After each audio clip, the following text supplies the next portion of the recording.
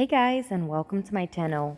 Today we're in Florida visiting Orlando. Among other things, we went to see the Icon Park. It had a huge Ferris wheel and it's over 400 feet high. I could not believe how big it was. Once you get closer to it, you have sea life and you also have the wax museum that we went to shortly after. The boys played around outside while we waited for it to open and just jumped around. There weren't a lot of people, so that was absolutely great. The sea life aquarium was on one side and it looked very colorful and didn't have a lot of people on there once it opened either, but we didn't stay for long. I wanted to show you guys what the Icon Park looked at night. I thought it was so much better in the evening than it was throughout the day. They had lights, little shops, they had restaurants, and this is their Starflyer. It looked really scary throughout the day, but it was mesmerizing in the evening with all its lights. We could see it from our hotel, and at first I definitely said I was not interested in going because we had seen it earlier in the day, but my opinion changed later in the evening and we gave it a go. Braden and I, Alex and Roddy, were not interested at all, and it was a pretty cool attraction, especially in the evening when we got to see the town with all its lights. The boys played around with their scooters. We always bring their scooters whenever we're doing trips within the US or anywhere outside of the US when it's permitted. And no more strollers for us. That has substituted it. Much easier to carry too. Back to the Starflyer. I, at first, like I said, was not intrigued, but you can see a little bit of the Ferris wheel as well.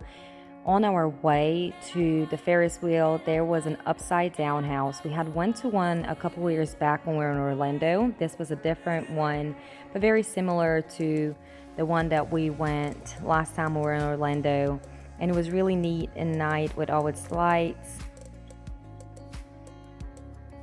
Going back to the day when we went to the Ferris wheel,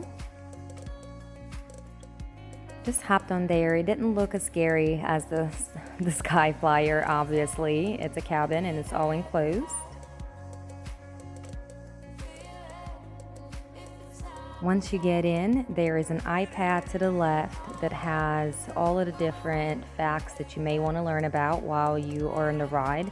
It took about 22 minutes for the Ferris wheel to go all the way around. So Roddy and the boys started looking at all the different things that we can learn while we take our ride.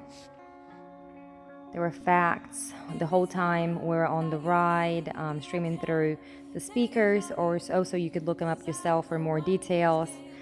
This was the views that we got while we were riding on the Ferris wheel. I was personally not too impressed. I'm not sure what exactly I was hoping to see, but there were a lot of car lots and just different properties. You could see a little bit of Universal, but it wasn't, you see it like right back there. It wasn't anything too intriguing for me, just buildings and car lots and parking lots and all that stuff.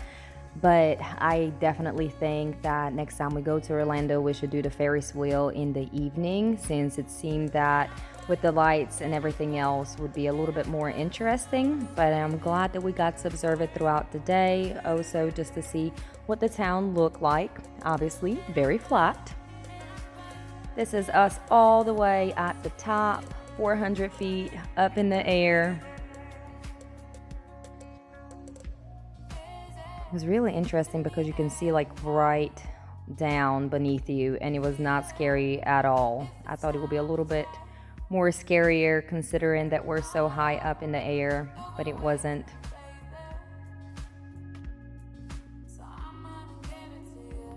Once we got off the wheel, Alex was wanting to go visit the upside down house, and even though we have been it before, he wanted to go check it out and didn't really remember anything from the first time, but Roddy wanted to grab a salad before we went in.